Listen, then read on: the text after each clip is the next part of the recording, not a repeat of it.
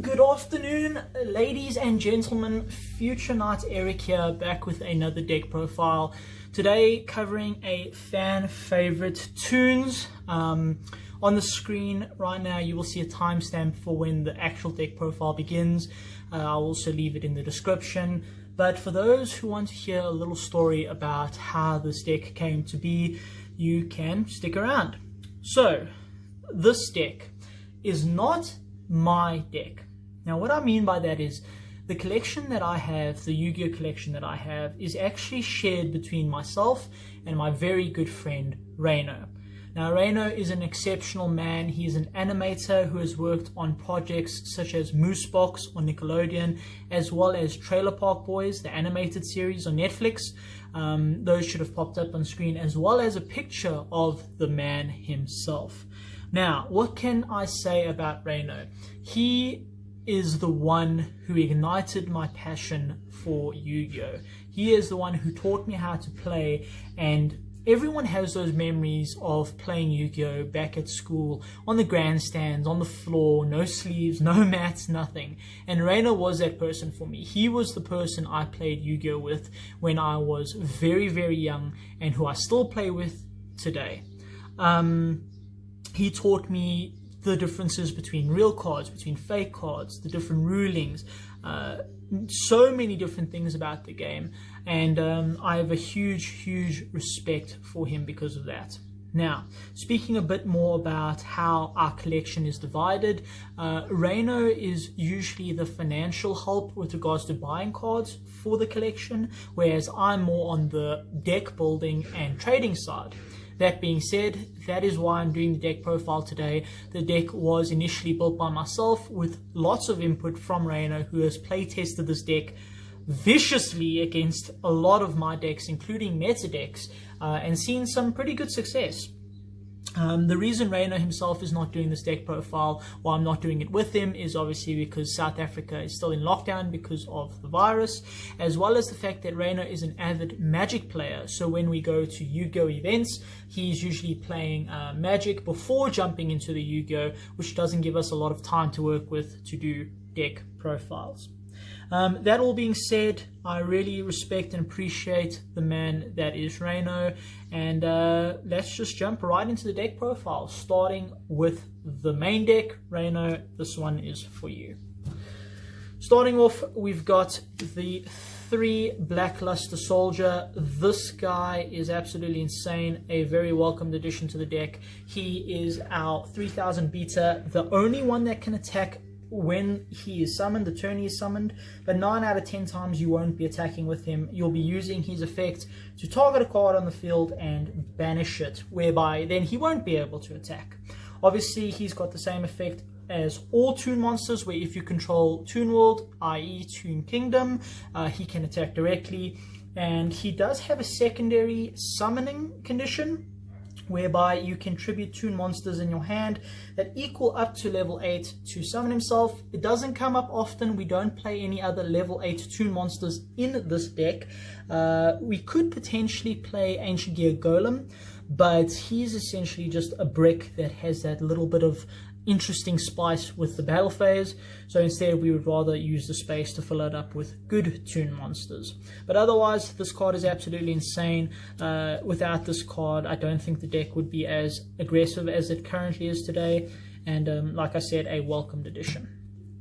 Now, Ryno and I have debated this many times between 2 or 3 Toon Dark Magicians. We ended up going with 3 mainly because before we got part of Extravagance, we were playing it at 3 with Desires, and Desires meant that you needed those 3 copies in case you banished 1 or even 2 of them. This card is insane, tuning out anything in our deck by discarding a Toon card to add a Toon card, or to special summon a Toon monster ignoring its summoning conditions, i.e. Toon Blackluster Soldier. Obviously, it has that effect where it can attack directly if you control Toon World, like all Toon monsters have. However, Toon Dark Magician, like the rest of the Toon monsters I will be showing, has that summoning sickness, which is quite ironic because when Ryno and I played back in the day, we used to play with summoning sickness. But yeah, this is definitely a 3 of. Obviously, if you summon one and you have one in hand, you then have it as a way of discarding to use its effect. Moving on to the last 3 of Toon Monster we play. We play 3 Toon Harpy Lady. You could essentially cut the third one for another smaller Toon Monster that's quite impactful, maybe Toon Gemini Elf or Toon Masked Sorcerer. However, I enjoy playing the 3 Toon Harpy Ladies, and I believe Ryno does as well. Just being able to special summon it for free if you have Toon Kingdom as well as another Toon Monster is very, very powerful. Also, if you have Toon Kingdom and you normal summon one, you can then special summon a second one and then overlay straight away into an impactful rank 4.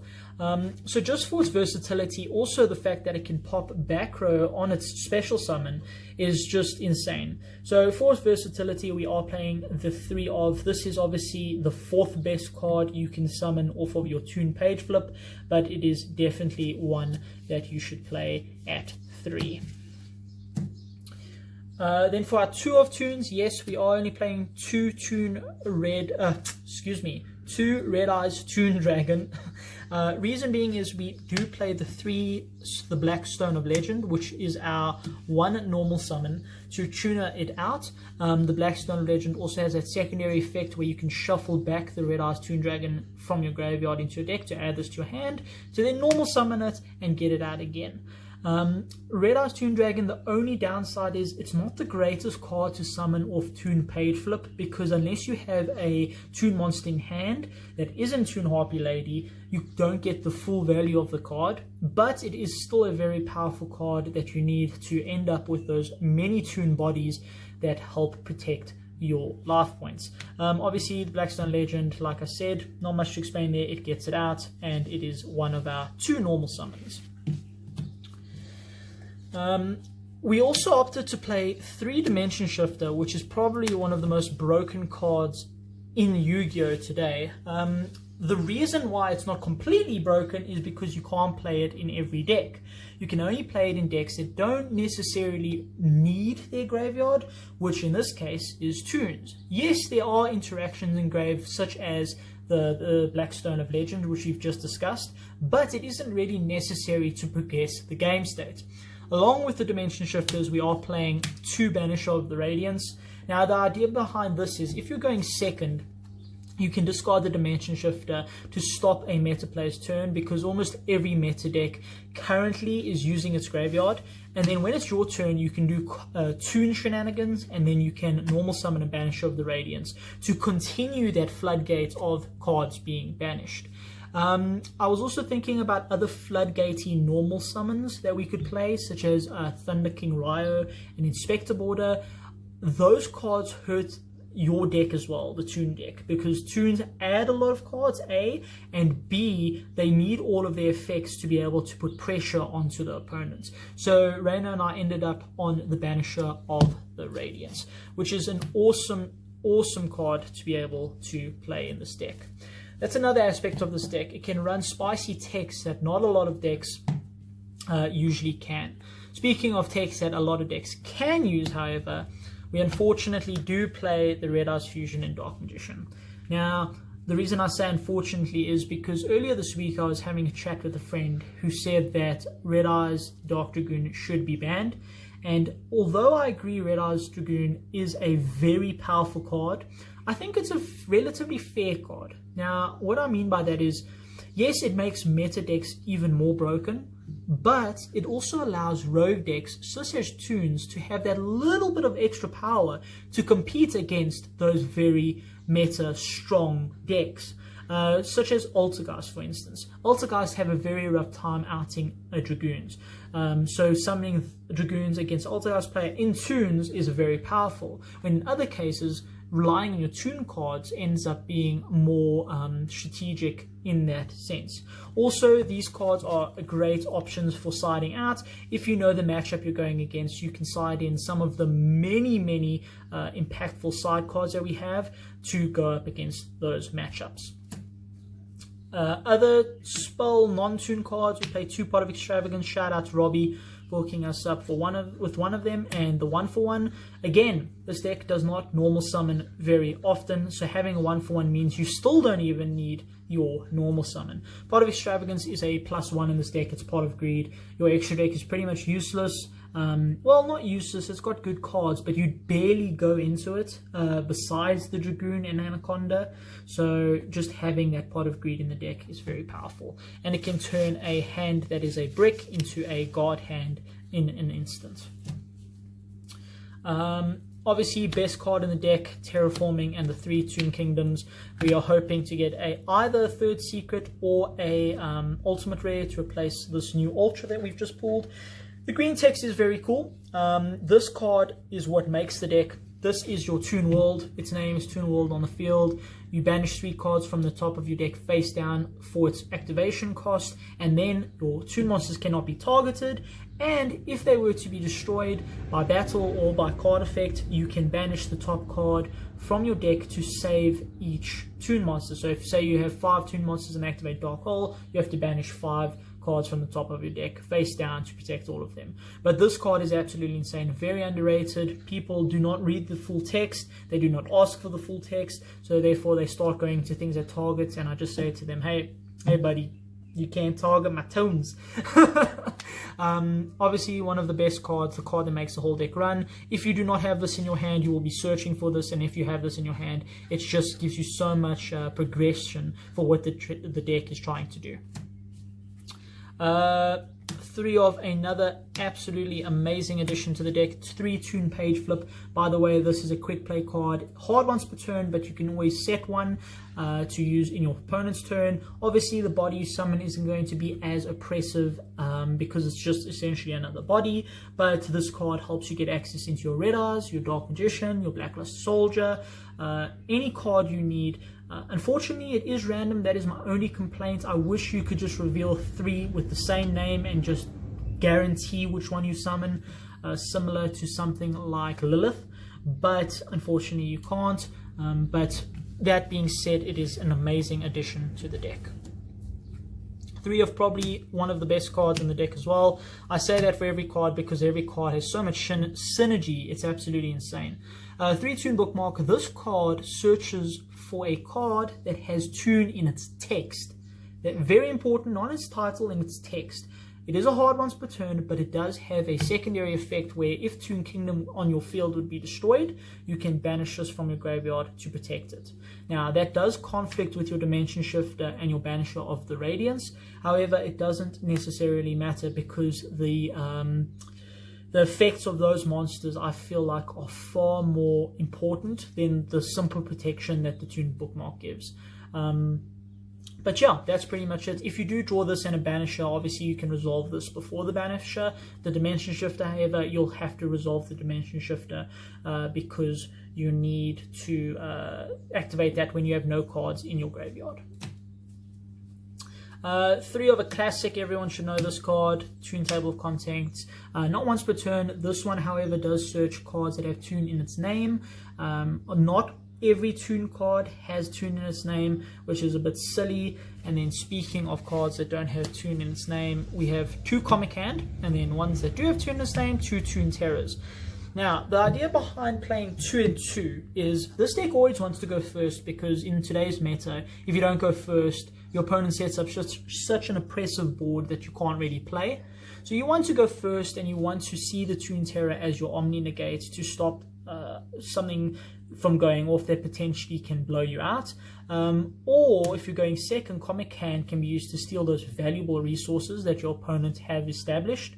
So you want to see these cards equally, but never in multiples. You never want to see 2 and 2, but seeing 1 and 1 is quite powerful. And it just helps the deck going first and second. Moving on to the extra deck, we obviously play that Dragoons. Like I said, just that little bit of extra power that Toons needed.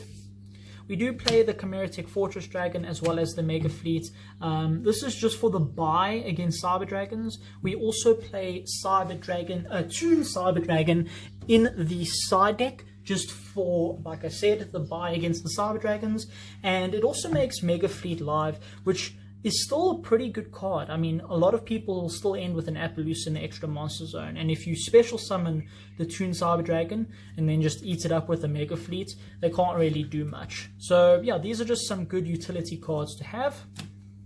We play the 1 Dingrisu. This is for if you have 2 BLS on board and they have a card that can either not be targeted or banished. You can just go into this and then send it. Also, it has that protection from destruction effect that you can utilize to protect your Toon kingdom. We play the 1 number 11 Big Eye. Ryno and I both want to bump this up to 2. However, we're running one of every extra deck card that we're playing just for a lot of utility, and it makes every game different. If that makes sense, this deck is fun. It's a fun deck, and you want to be able to have different scenarios and different plays every duel essentially. But this card is awesome. You can use Red Eyes, Dark Magician, put them together, eat something up. Very awesome card. For our impactful rank 4s that I was speaking about, we play Abyss Dweller, Tornado Dragon, Exciton Knight, and Baguska. Don't go into them often, but when you do, it's for a purpose. Obviously, those graveyard decks, back row decks, evenly matched in any deck, and then the monster decks. Just good to have, just some good utility. Now this in theory is insane. The deck banishes plenty. It banishes off of Extravagance, it banishes off of the cost for Toon Kingdom, it banishes off the Banisher of the Radiance and Dimension Shifter. So this card is just a good addition that if you end up with 4 monsters you can go into, and then you have a blowout card. It doesn't come up, it hasn't come up, but it is there in case we ever need it. Predaplant, Verta, Anaconda. This is obviously to go into your Dragoons. We play Cerberus and Phoenix. These are just for generic removal, space fillers essentially. And then shout out to Ryno for coming up with this. The stones late game don't have as much impact as they do early game. You'll usually have cycled through the red eyes, or they're in your grave to recycle with your eggs. So we wanted cards that can turn those eggs into impactful cards. Link Reaver being able to help you survive, and then the Anima being able to steal an opponent's monster if they misplay around the zones. Also, this is a Pegasus card, which makes it even more suitable for this deck. Moving on to the side deck, we play 3 of one of the best normal summons in the game against back row decks, Denko Seka. I've seen Ryno normal summon this against an Altergeist player in game 2, stare him deeply into his eyes, and the Altergeist player scooped up his cards. This card is insane, absolutely crazy. That's another thing about the deck that I personally love. I do play the deck in casual events, like I said, when Ryno's playing Magic, and then Ryno will play this in any event he can. This deck can play a lot of cards that normal decks, I say normal, but meta decks can't play. A lot of decks need their normal summons, they need their graveyards, and you know, this deck doesn't. So this is an awesome card. Once again, impactful normal summons. We play 3 sphere modes. These technically could be lava golems, however lava golems do pose a bit of a threat with their 3000 attack points. However, that burn might come up because oftentimes this deck just misses a lethal when it attacks directly. The Dark Magician, Red Eyes, and a BLS comes to exactly, I believe, 7-9, which is ridiculous. So, however, the Lava Golem, you do need to eventually use your BLS to banish. Whereas the egg, you give them the egg, you get the egg back, and that's just what it is. It's an egg. However, once again, meta decks sometimes don't end on 3, they sometimes end on 2. So it's really locals and meta dependent as to which ones you play. Like I said earlier, we play the 3 Toon Cyber Dragon. This is just if you want more Toon monsters going second, a free body, and also for that buy against Cyber Dragons. 3 MST, which should be Cosmics. Unfortunately, I'm using the Cosmics at the moment. But essentially does the same thing. We don't play Twin Twisters because you need every resource in your deck, so you never want to have to discard.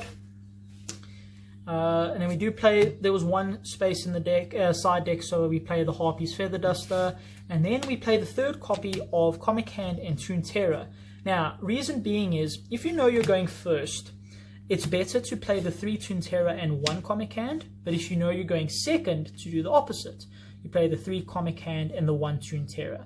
Now, the reasoning behind this is, if you draw both of these together, it is very impactful going first to have that Toon Terror and then a follow-up play with Comic Hand.